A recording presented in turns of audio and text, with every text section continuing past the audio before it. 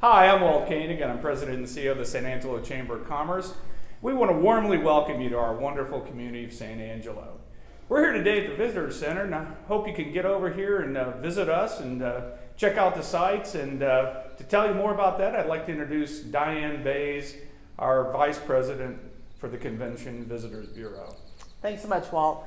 Yes, hi, I'm Diane Bays, and this is our beautiful Visitor Center. And it is an award-winning location along the award-winning Concho River, which was named one of the great places in America in 2017. So we hope you will come out and see us. When you are here, you're able to gather information about San Angelo and what there is to see and do. We have a wonderful staff and volunteers who will help you with information.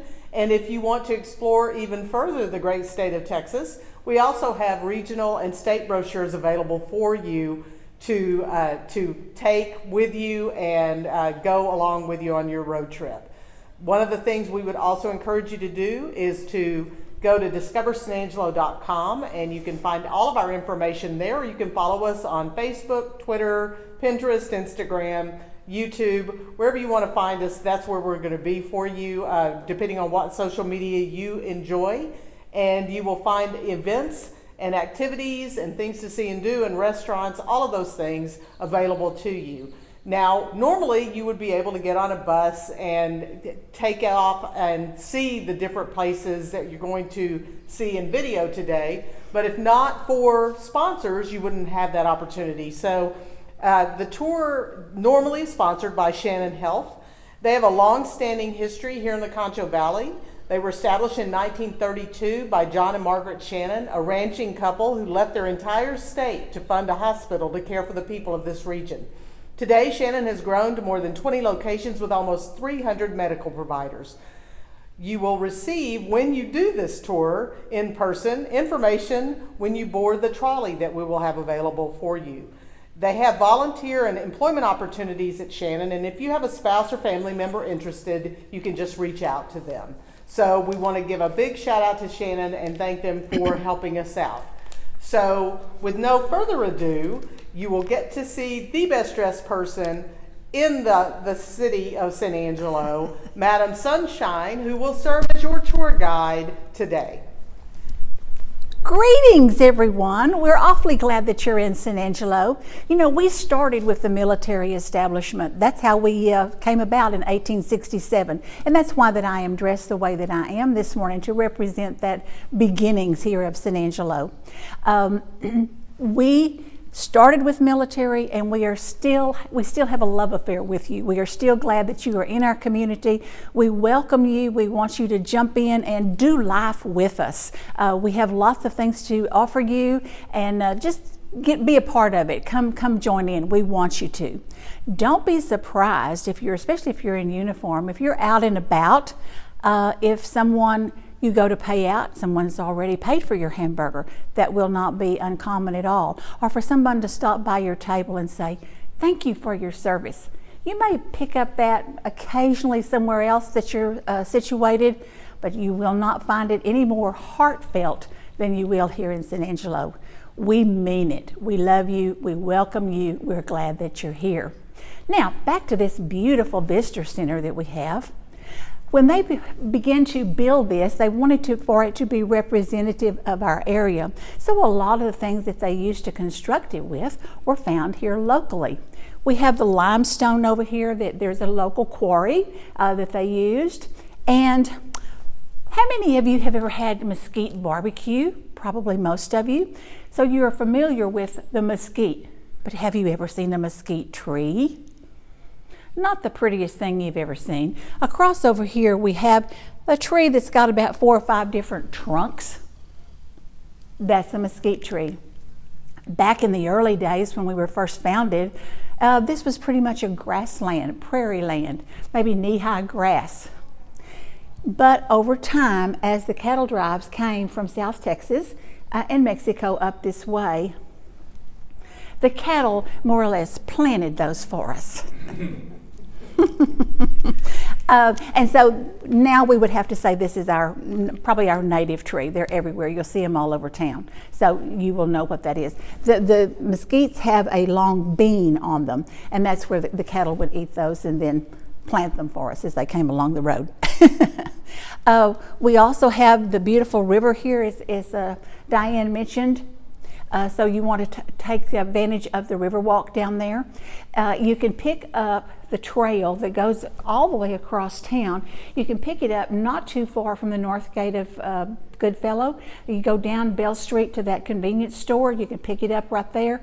If you like to run or walk, push a stroller, whatever, it goes about 8 miles all the way across town. It's a beautiful walk or run. So take advantage of that and use it. Well, I won't take too much more of your time right now because we have lots to see this morning. So join with me as we go and tour San Angelo. And again, welcome.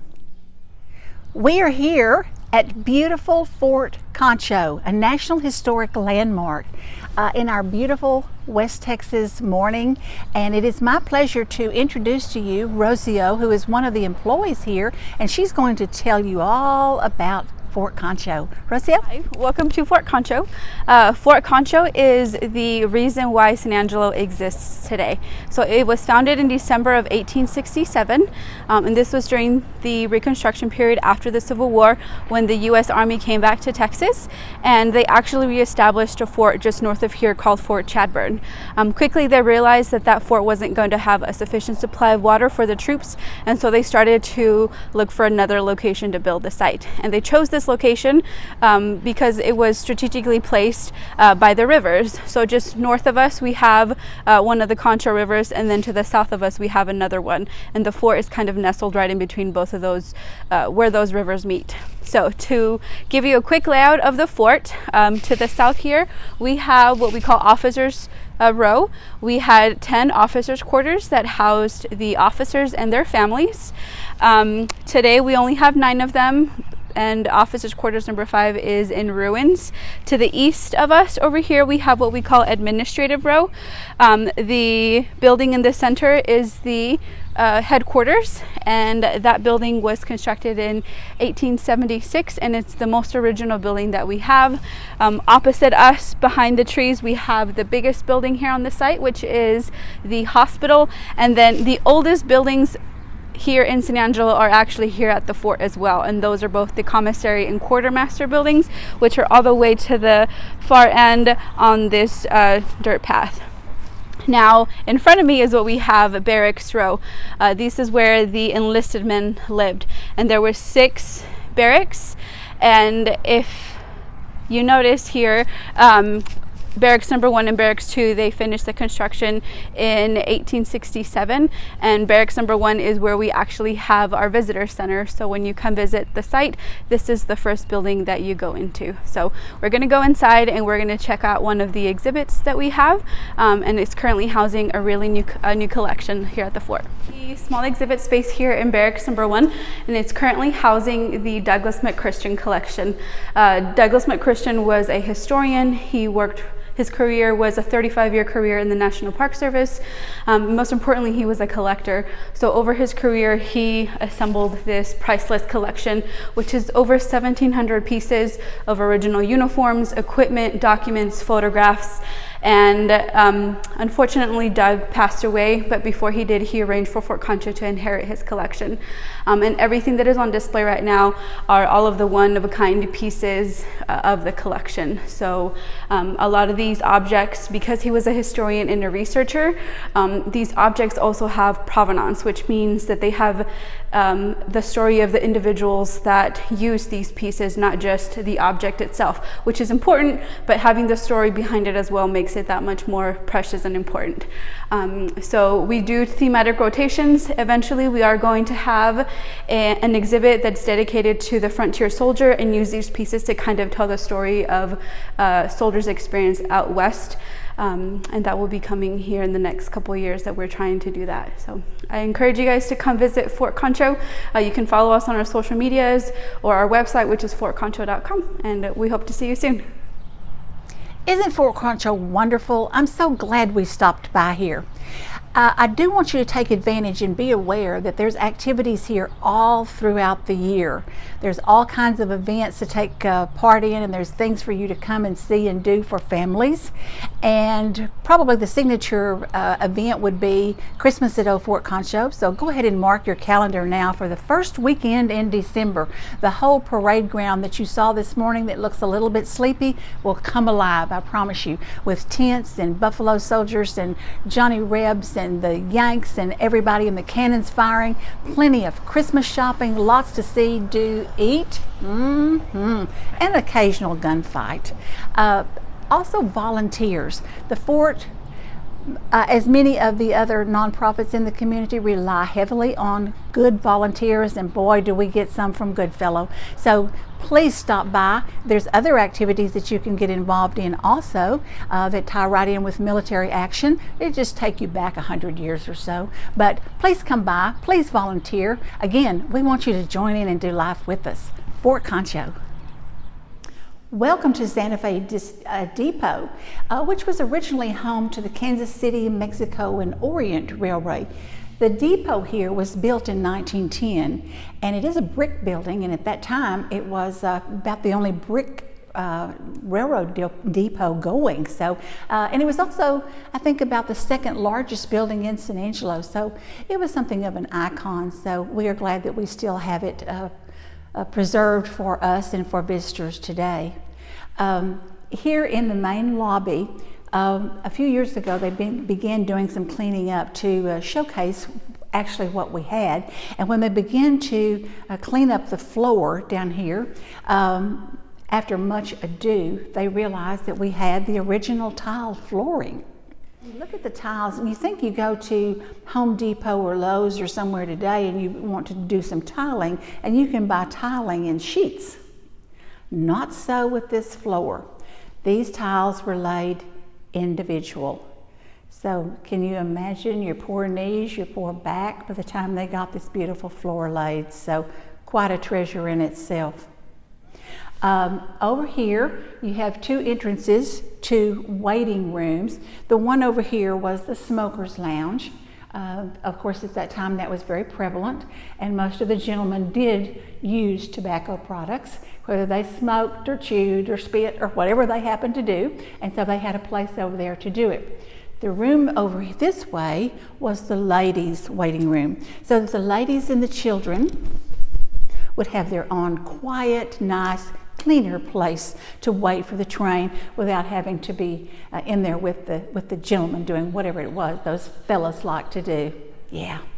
Okay, let's go to some other rooms.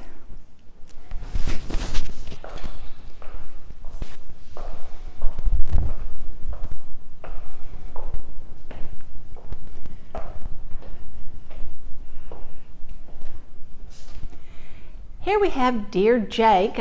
He's been a long time employee here at the museum. He doesn't eat much, doesn't talk back, doesn't demand very many pay raises or any of that sort of stuff, but he's a good replica of what went on here. As the railroads came into existence all across the United States, probably you are not aware that they set the time zones. Did you realize that it was the railroads that did that? So that we have Central Time and Mountain Time and daylight and all that kind of stuff? That was set by the trains. Also, from city to city. It might be in early days that Dallas had one time, San Angelo would have a different time. And by the time you're going to El Paso, a different time yet. So it made it very difficult when the trains were running without running into each other. There had to be some continuity going on. So the trains helped to establish that. So just a little bit of history there for you. Also here they could, on this clip, as the trains would go zipping by, they didn't necessarily have to stop. They could put a message on here, stick it out there, and as they zipped by, boom, somebody would grab the message. Kind of early day email. I don't think I'd want to stick my arm out there. How about you? All right, let's tour on.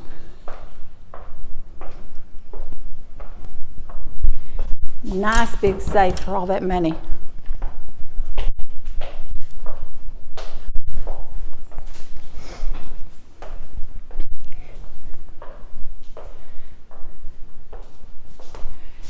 I would be amiss if we did not pause here to show our good fellow volunteer page.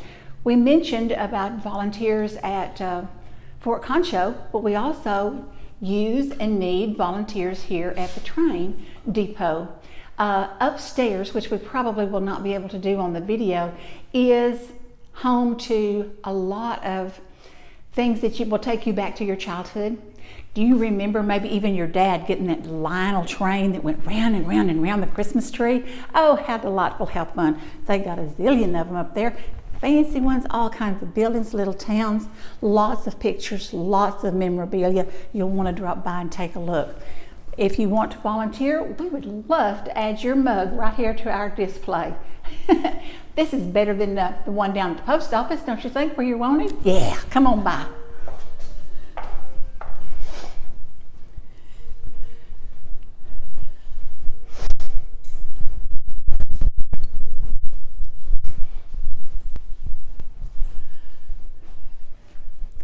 In here we have a variety of memorabilia.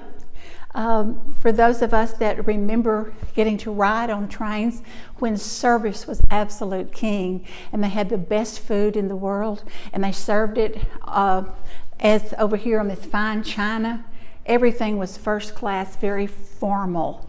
And so that is a collection of those things from that era. We also have the trunks over there, a mock-up of an old engine, a way station, some places here for the kids can take some pictures. Probably, if you're about my age, you remember these old things and maybe even have used one. Some of you younger people go, what is that? That's a typewriter. And that is what messages, letters, books, everything that was in print was done on. And this contraption over here, hello, is an old telephone.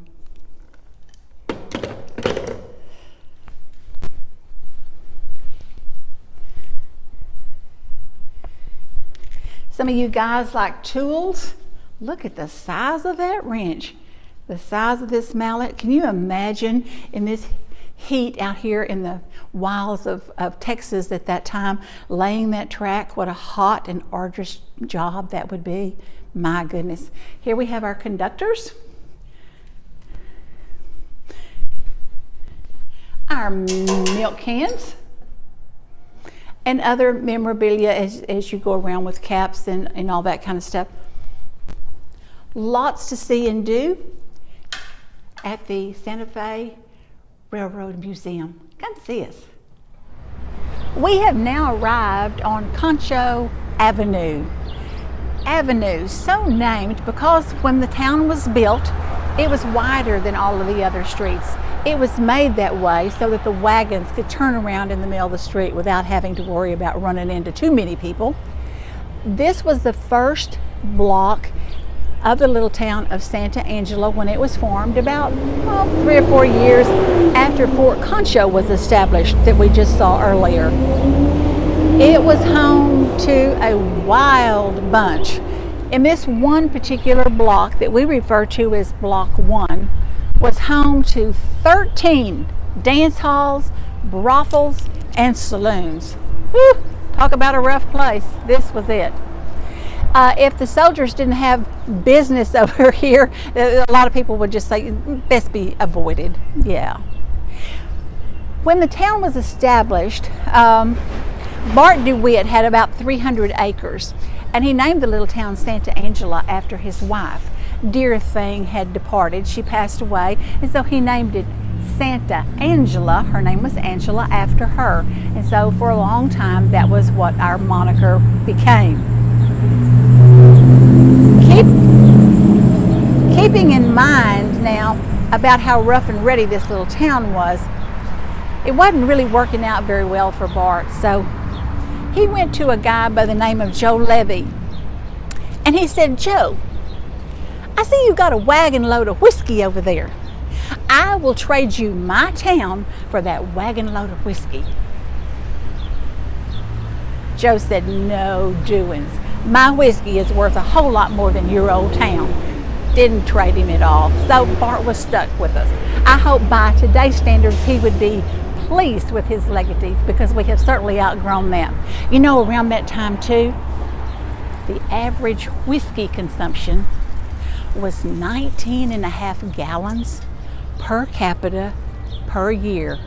Oh my. If I wasn't drinking my part, you're going to have to make up the difference. Are you good for it? One of the bordellos that was on that block 1 that we mentioned is still a museum today. Miss Hattie's Bordello. At the turn of the century, this building was built in 1898, by the by.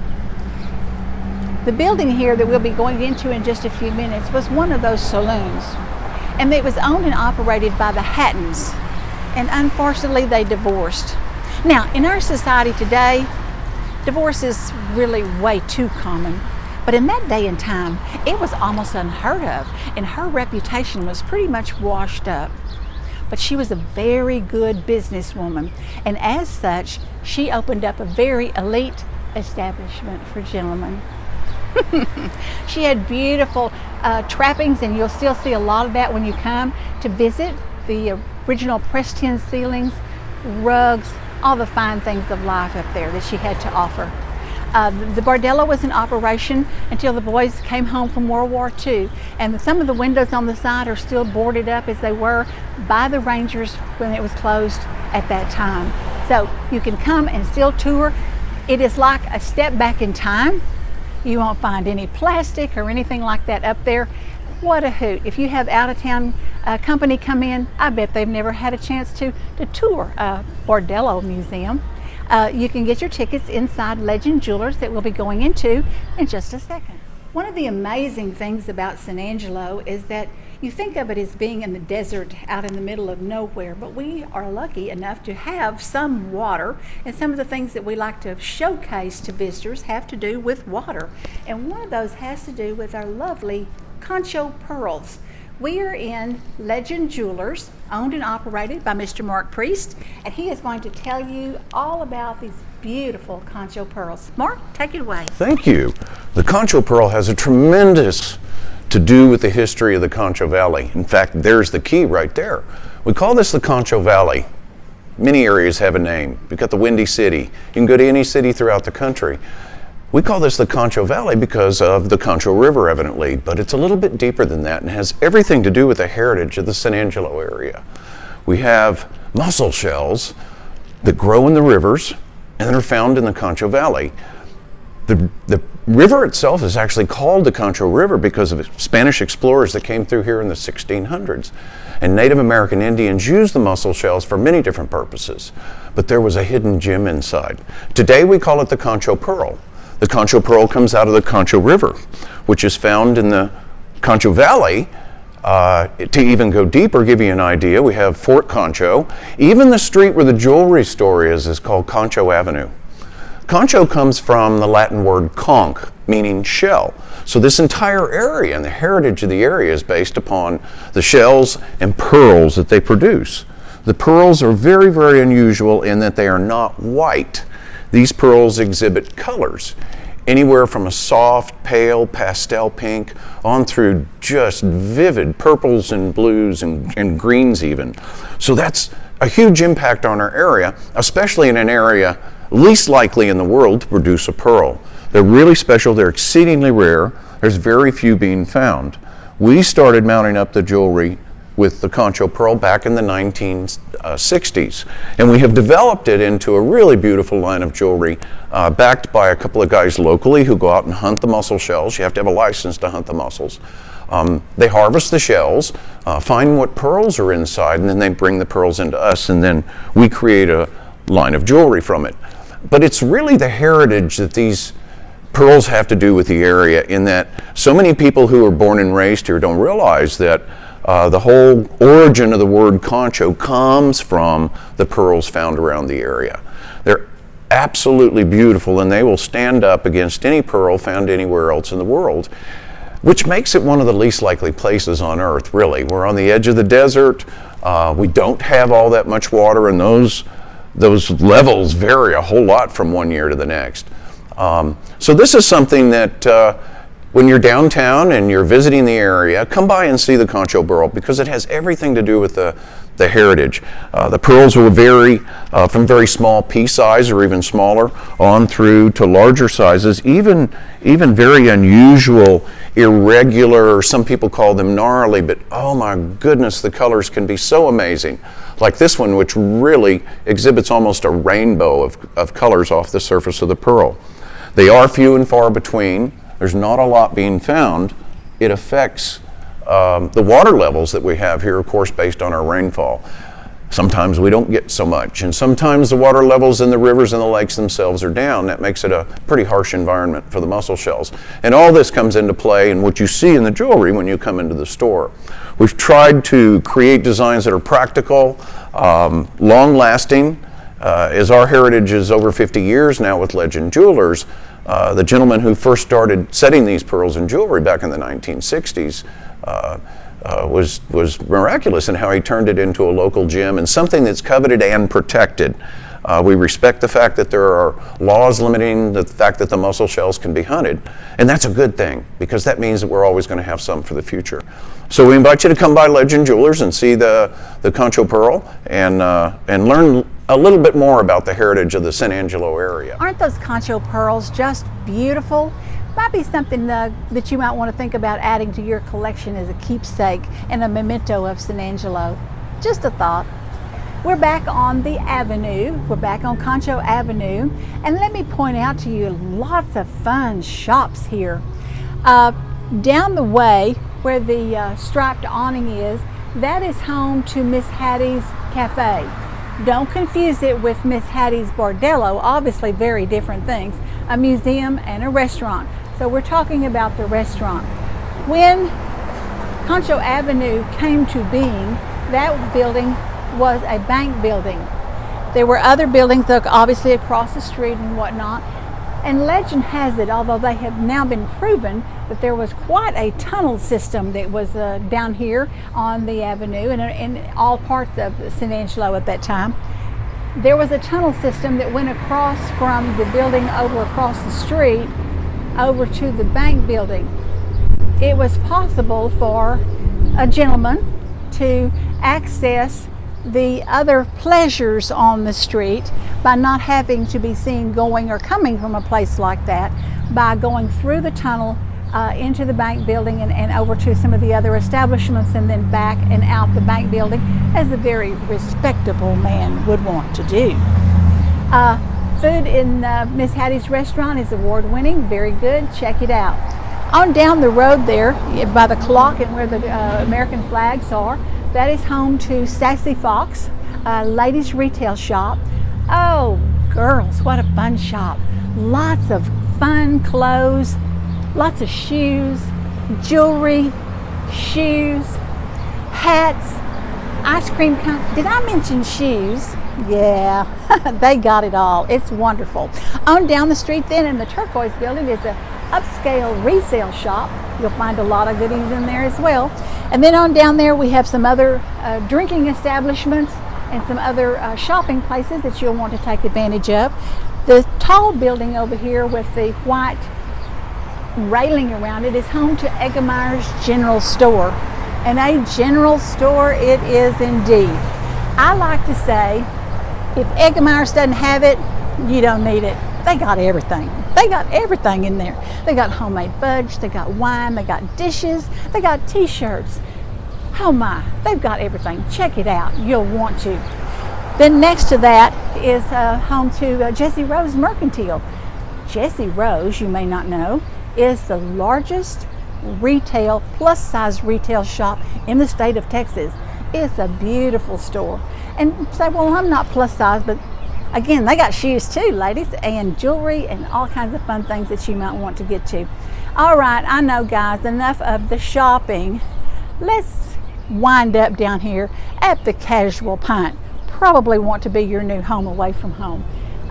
You can imagine what you might be able to find in there. All kinds of craft beers and pleasures of of all kinds. It's a charming old building as well. So come on back down to the avenue. I'm sure you'll find something to please you here. We've now arrived at the chicken farm. The chicken farm? Yes, the Chicken Farm Art Museum. Back in the 70s, a guy by the name of Roger Allen, and I think some other people, got together. Roger was an art teacher at Central High School here. And he left the school district and came over here and formed pretty much like an art commune where the artists could live and do their crafts. And it caught on really great, and over the years has grown and mushroomed into the thriving art metropolis that it is today. There's all kinds of art projects that go on here, from the ceramics that Roger did himself. You'll see in just a few minutes some of his work is absolutely outstanding. We lost Roger about a year ago and left a pretty big hole in our heart, but his work and his pottery and his designs and all that still live on, and we're very proud to have that representative here in San Angelo. The colors in his work are outstanding. You might go someplace like a big airport in Albuquerque or someplace like that where you get out and they have exhibits of different things, and you might find some pottery from San Angelo right here at the chicken farm and that, with some of the other Indian artifacts and things like that. So don't be surprised. Again, it might be something that you want to add to your treasure trove of memorabilia from here in San Angelo. A lot of people collect some of his work. Besides ceramics, there's also regular painting, jewelry making. There was yarn and all kinds, just you name it. If an artist can create it, can think of it, then it's going to happen right here at the old chicken farm. In the evenings, you need to check the calendars. It's home to the Chicken Pickers, which is a group of guys that like to get out here on the patio and strum and play music in the evening. With the chicken farm, it is BYO cooler. You're free to bring your beverages in your cooler or a bucket of chicken or whatever you want, and have it here and enjoy the music in the nice summer evenings here. There's also a wonderful restaurant here by the name of the Silo House. I think they're open now by reservation, but check that out as well. Every month on first Saturday, the chicken farm pretty much comes alive with all kinds of artisans, and they set up tables and things to show their wares, and it's always a fun time to come out and see what everybody has to offer. It's kind of a homegrown little art gallery, art exhibit. So I'll turn this over to Casey now and let her further show you the actual wares and take it from here. Inside here we have Casey, who is one of the regular employees here at the chicken farm, and she's going to tell you all the details and show you all the beautiful pottery, and take it from here. Thank you. So this is the Chicken Farm Art Center, where we're standing right now. This is the Starkeeper Gallery. Part of my day job is I'm actually a production painter here in the studio, so I am one of the lead designers who helps do all the painting and decoration on the ceramic ware here. Our founder, Roger Allen, was the one who coined all of our designs and colors, and we're still growing and building on those as we move towards the future. And it's really kind of cool to come through here because it's a production pottery studio. So we make our pottery. Everything in here is all wheel thrown, which we'll walk through the middle room and might get a little shot of that. If not, you're just gonna have to come out and visit us to see for yourself. But it's all wheel thrown, hand painted, and fired right here in our kilns on our back porch. So it's all functional ware. It's all bright colors. We'd like to have fun, so I'm a potter, and that's how the rest of us are here. We're all artists, and it's really cool to be able to come out and see that and see artists living and working and doing what we do. So, yeah. So you want to move forward? Yeah. Hi, Bun. We've got several cats out here. We are pet friendly if you happen to come out. Sorry, my mask is kind of getting in my mouth there. If we happen to come out, we are pet friendly, so you're welcome to bring your dogs. We do ask, of course, to clean up after if they make a little mess somewhere. But as we walk through, you can see there's lots of different types of things that we make. And all of it's functional, by the way. So anything that we make here in the shop, it's all stuff you can safely eat or drink out of. And it's microwave safe. We recommend hand washing, dishwasher safe too. So it is an old chicken farm, so there's a few steps ups and downs, so bear with us if it gets a little bumpy. I step down here, and we got our escort. Hi, Bun Bun. So this is our throwing room. So as you can see behind me, Becca is one of our throwers. She's trimming plates today, but at any given time, she might be making a variety of items. But here's where kind of the dirty part of the job happens. We play with the mud, and we turn that into beautiful dishware or decorative pieces of ceramic art. Since we're kind of doing a walkthrough, I don't get to I don't get to show you guys too much. If you actually come through here, I don't know if you guys want to pan in there, you can see we have boards and boards of ceramic ware that's just waiting to be painted. So what Becca does is she'll throw 50 plates in a day and then go through the process of finishing them off, and then I grab those plates when I need them, and I might do a batch of 15 or 20 plates, but we have plenty on hand for any sort of fulfillment that we need to do for here in the shop. So we'll keep walking this way, and we've got Chandra's doing some glazing today, but Becca's doing putting the foot on this plate right now, and that's just adding a nice finish to the bottom so it's not just a flat bottom of a piece. We don't have too many pieces. We actually just loaded some kilns up this morning, but what Chandra's doing is like the last process. So the plate she's working on has already been fired, and she's adding what's called a clear glaze to it, and this is what makes it food safe and shiny. So this is going to be a 3-coat process. So this is the first coat on the back. She's already done 3 coats on the front side, and after we do 3 coats and they dry nice and they're not wet and there's no moisture anymore in it, we'll put it in the kiln. It takes 12 hours to heat up to temperature, which is just over 2,000 degrees, and then it takes 12 hours to cool down back to the point where we can open them up, and voila, we have finished pottery. So, all right, we're going to step up here. There's a step up, so if you come through, watch your step.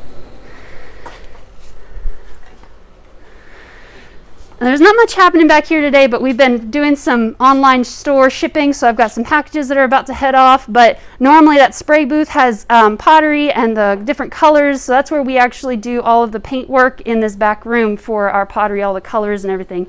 That's where this magic happens. So this is our back porch area. So like I said, we've got our kilns out here. So over here to what is my left and would be your right, there's 3 kilns at any given time. 1 or 2 of them are usually running, and they do get hot, so we don't recommend people wandering over that direction because it can be a little dangerous. But it opens all back up out here into our main courtyard. So behind me, across the way, you can see that there's multiple studios. So there's 7 different artist studios located up here at the front of the art center, all a variety of works. We do pottery, but we have fiber artists, we have jewelry artists, we have painters. We have a variety of just wonderful people making wonderful things. And on a first Saturday, or when we have an artist event, they'll have booths set up around here. Right here in front of me is where the musicians will normally set up and do chicken picker circles during first Saturday. Or if it's a concert in the yard, hopefully we'll start those up again soon. Over here, they'll be set up here, kind of like a concert setup. So we'll bring over chairs, and it's just a really fun time.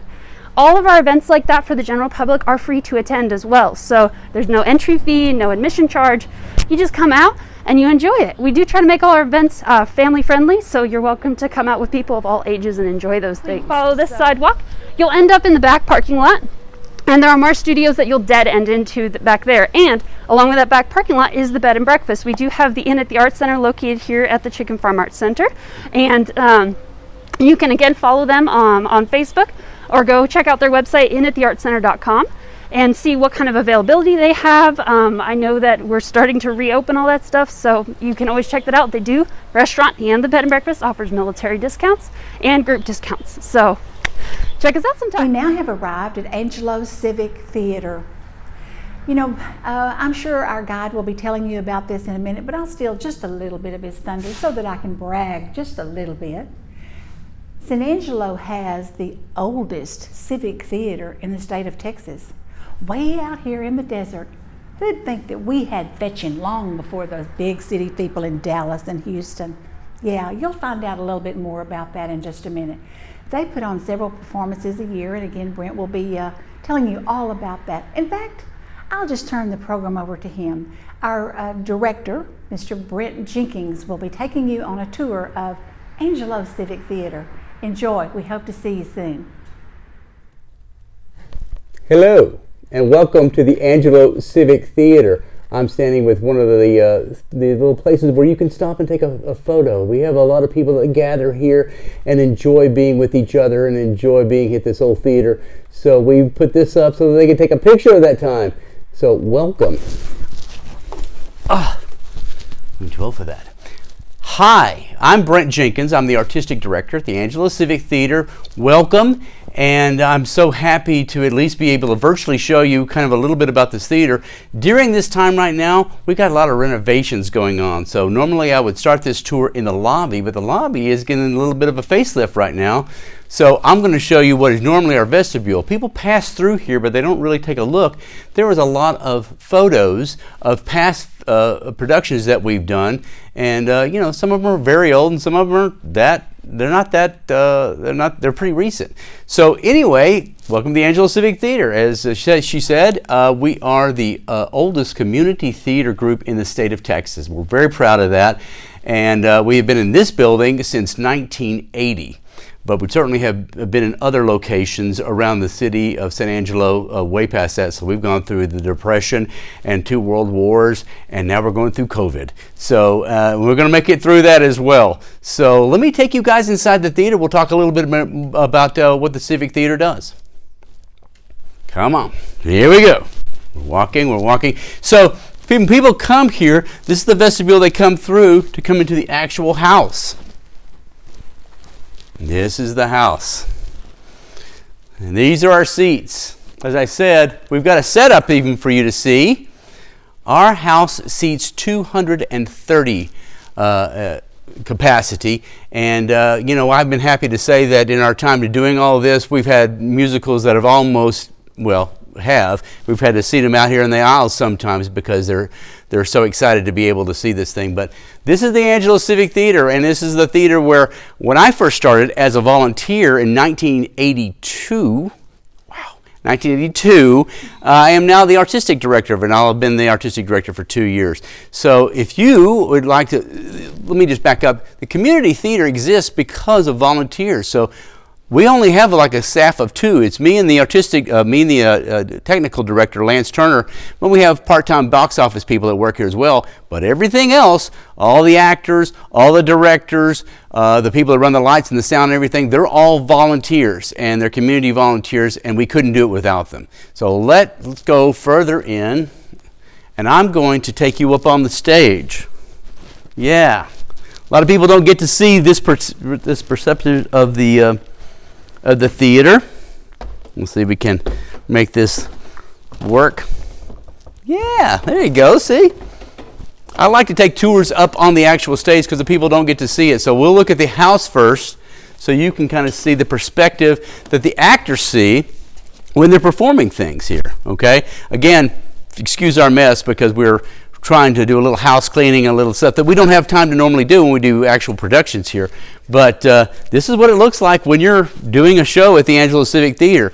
It's a great space. And if you've done any theater or you've seen any backstage of any things, we've got a great space, a lot of wing space, and a lot of places to move around. A lot of theaters don't have this big of a space to do it in. And I don't just do plays here. We've done a lot of music concerts here, and I'm trying to bring in some more of that stuff.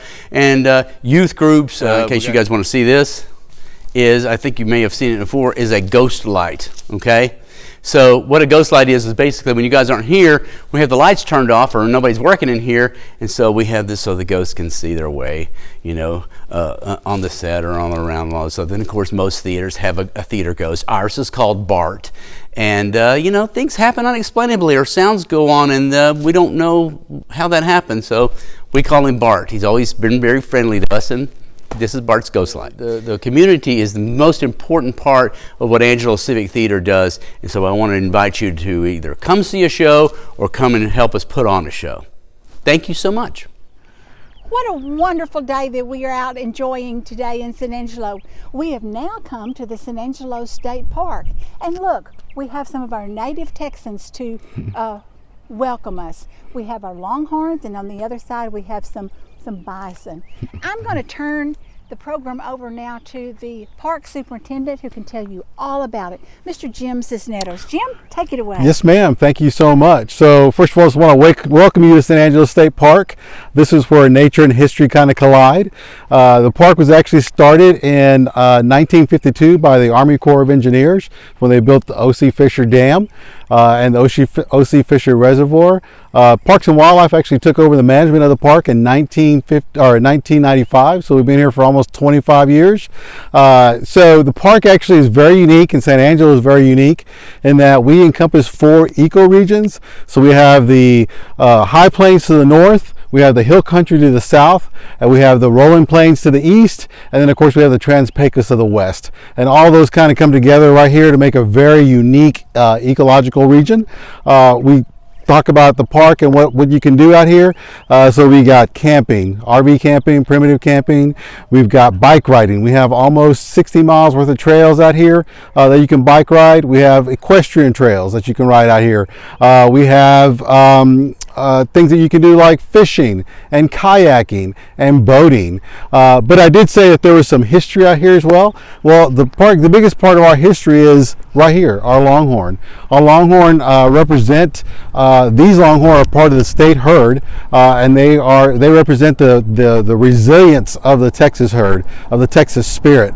They were kind of let loose in the 1500s, and the Mother Nature kind of designed them for us. And so they're very hardy, they're very disease resistant, and they're pretty awesome animals. And that's actually our state large mammal. And then on the other side over here we have our bison, which are just as resilient. They're big, majestic animals. They were used pretty much every part of the animal was used by our Native Americans that were in the area as well. What else do we have out here that encompasses history? We have our Permian Tracks, which predate the dinosaur by about 200 million years. There's only about 3 or 4 places in the world you can actually find these tracks, and one of those is right here in your own backyard here in San Angelo, Texas. I think there might be one other place in the United States. All of the rest are located in Europe. But besides being that they're very unique, we actually have the largest collection out here in San Angelo, and they actually rewrote the history books because of that. We also have a historic gravesite out here for Dave Macy. Dave Macy was, they believe, a prospector that came out that was out here. They found his gravesite actually 2 years before there were supposed to be any Anglo-Americans out here. So it's a historical gravesite out here that's on the property as well. We have hunting, but if none of that kind of attracts you and you're just not a big camper, you're more of a glamper, we actually can accommodate you as well. We have cabins out here that have amenities such as refrigerators and microwaves, and then we have a bunkhouse that sleeps 6, has a full kitchen, a full restroom, a full-size refrigerator. So I'm inviting you, this is your personal invitation to come on out to San Angelo State Park, come check it out. This is your park, and want you to come and check out all the wonderful things that we have to offer out here. So one more thing before I go. So when you come out, there is an entrance fee. It's $4 per person. 13 and older, children come in for free. And speaking of children, we do have ranger packs for you, where you can actually become a junior ranger. All that's 100% free. All kinds of activities to learn how to become a steward of the land. And again, this is your personal invitation. Come on out and enjoy it.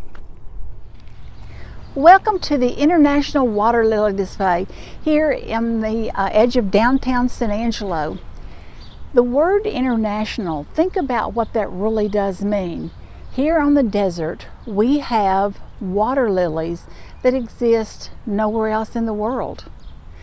We have people, international visitors that come here to enjoy, to take advantage of our proprietor of this place that recreates some of these lilies. I know there's been some countries that have come over here and have asked him to help them with some of their lilies that they've lost. The lilies belong to a man, Ken Landon, here in San Angelo, who is the proprietor. He owns these on the city park. I like to say that Ken is kind of like our Indiana Jones character here in San Angelo. Very smart guy, very capable guy. I can almost see him swinging through the trees with a knife in the Amazon gathering lilies. He's that kind of guy. But we do have some beautiful lily displays here. I think the international comes to play when within the last couple of years, we have hosted their international water lily conference. They came here one year, loved it, and then they came back. They had never done that before. At that time, all the lilies here on the ponds were decorated with all of the flags of the different countries that were represented here, and it was amazing how many of our worldwide neighbors joined us here in San Angelo, Texas. We have the national recognition from that. We also have the state water lily of Texas. Ken also fashioned some water lilies for First Lady Laura Bush and some others as well. So quite something to see. We want to be sure to invite you to come in September when we have Lily Fest. The lilies are at their best at that time. Our old West Texas sun is kind of tough on some of these tender flowers, and they kind of like it in the fall when things begin to cool down a little bit. At some time, there are some of the Amazon lilies displayed here that have enormous lily pads, and they are very strong to boot. I understand that they will hold the weight of a 200-pound man. I haven't tested it, and I don't plan to, but that is what I've been told. So we want to showcase our lilies. Again, on the edge of the desert, we have beautiful Concho pearls, and we have beautiful lilies. Come see us. Let me introduce to you San Angelo's newest sheep. You'll find sheep all over San Angelo because at one time San Angelo was the sheep and mohair goat capital of the world. We raised more sheep and mohair goats here than anybody in the world. So when it came time for us to select a mascot for the city, what else would do but the lovely little sheep? You will find them all over town. Different businesses buy them and then have an artist to paint them. And they have clever names. Let me introduce you to Blossom. She has a nice cactus blossom here, right here at Hotel Cactus. So when you are out and about, be sure and see how many of the different sheep you can find, and see if you can find out their names and maybe a little bit about them. So happy sheep shopping. All right, let's go down this way. Across the way over here we have Heritage Park, which is a new little downtown park area for San Angelo. It's a nice restful area. There are some statues down there, and Hank the cow dog is featured. A good place for children and families to visit. It is just that, it is a heritage park. Our heritage is ranch land, farming, those kind of things, and we pay due homage to those people that participate in those areas. It is such a vital part to the San Angelo area economy. Down the street you will see a store that has a boot. That is M.L. Letty's. There are two M.L. Letty stores in the state of Texas. One is obviously here in San Angelo, and the other is in the stockyards in Fort Worth, Texas. All of the boots, however, are handmade here in San Angelo. If you look on the front of the building in just a second, you'll see some large plate glass windows there. That gives you an opportunity to walk up and look in the window and actually watch the guys making the boots. They'll have the pegs in their mouth and they're hammering away, and it's quite not a lost art, but there's not a lot of people that know how to do it anymore either, because they do so many machines. A lot of the celebrities, especially sports celebrities, let's say a basketball player maybe wears a size 17 shoe. Where in the world is he going to go and order a pair of size 17 boots, or go find them in the store on the shelf? He's not. And he also has deep enough pockets to come and have a pair custom made that fit him just like a glove. So there's a lot of that activity goes on. Come and take a look. There are shelf boots that you can buy, and if you've got a lot of deep pockets, have a custom pair made just for you. I have a pair, I recommend them. And around San Angelo, you'll notice that a lot of people like that skin that has the little bumps all over it. What in the world is that? That skin is an ostrich. Very sought after to make boots because the skin is very tough, but it's also very soft to the foot. Take a look, you'll recognize them next time you see them. Let's go inside the Cactus now. We are now in the lobby of the Cactus Hotel in downtown San Angelo. This hotel has a lot of history in San Angelo. Back in 1929, when this building was first built and opened up, it was operated by Conrad Hilton. Became the fourth hotel in his series that later became the Hilton pretty much empire. He built his first hotel in Cisco, Texas, and then he went to Dallas and had a couple, and then he came to San Angelo. Things were hopping out here about that time. Lots of oil and gas production, lots of sheep and mohair goat raising cattle, all kinds of things, and so he came out here. The hotel, of course, is still quite beautiful. Over here would have been the lobby. We have the beautiful staircase behind. That staircase has even been featured at one time on Oprah's show. Oprah said, "Where is that?" And someone very proudly said, "San Angelo, Texas," and we all said, "Yay," and we had our minute of fame. The marble that you see around the side, the tile, is Italian. We have beautiful chandeliers. It's all quite ornate decor from the Art Deco age of the 20s. There is a crystal ballroom on the second floor that has been used for, oh gosh, so many things. Recitals, weddings, receptions, dinners, lunches, meetings, the list goes on and on. It too is quite a beautiful room, and it is home to 3 crystal chandeliers, and that's where it gets its name. Those crystal chandeliers were really quite expensive. Now, if you go back in time to 1929, oh, you know, there was something really bad happened in 1929. It wasn't the opening of the hotel. In October of that year, the stock market crashed. A lot of people went broke. Conrad had pretty deep pockets, but he too was also affected, and he really could not afford the hotel anymore. He was near default. The townspeople said, "What are we going to do with this hotel? If it's not going to be called a Hilton Hotel, what in the world are we going to call it?" So they had a contest on the radio, and somebody sent in the name of the Cactus Hotel. She was the winner, got a prize of $25. I'm telling you, that was a nice prize back then. It's been the Cactus Hotel ever since. A lot of people, including myself, use it. If I go out of town and come back, as soon as I can see the Cactus Hotel, yeah, I know I'm almost home. So you might find that for yourself.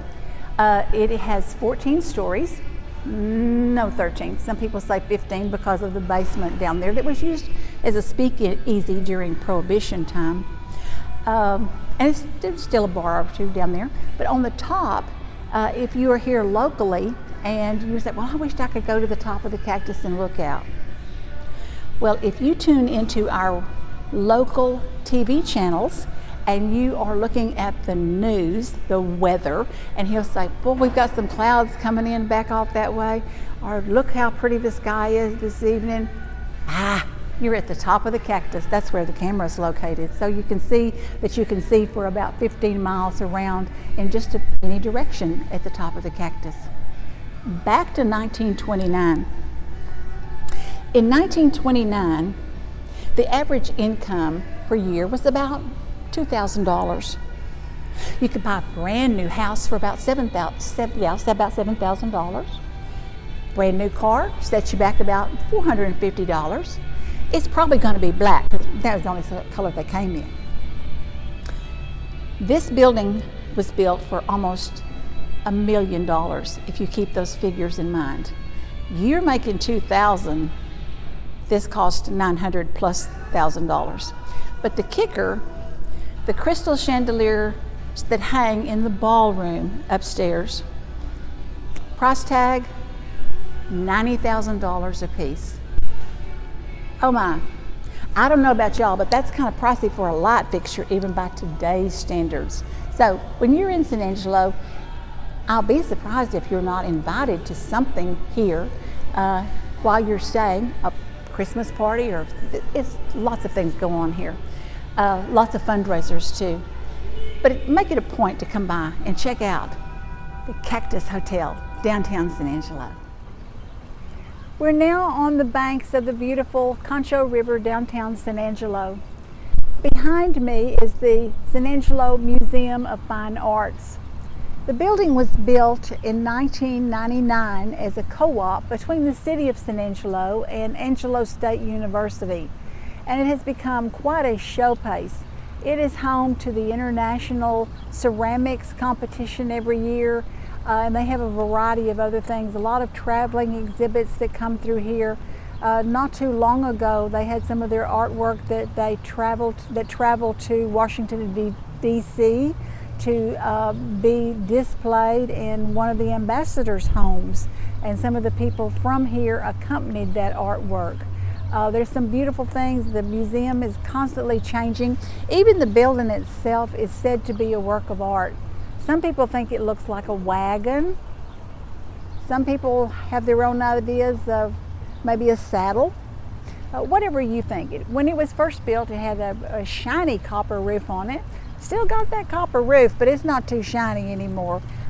Would be my fondish wish that one of these days maybe it'll turn really pretty like the Statue of Liberty, but I don't know that we've got enough good old salt water to make that happen. But anyway, we invite you to come and take a look at the San Angelo Museum of Fine Arts. In a town of about 100,000 people, it's not uncommon for us to gather 30,000 to celebrate the 4th of July. I think that says a lot about the people of San Angelo too, in being proud of their country and their heritage and their city. Again, come do life with us. We'll welcome you.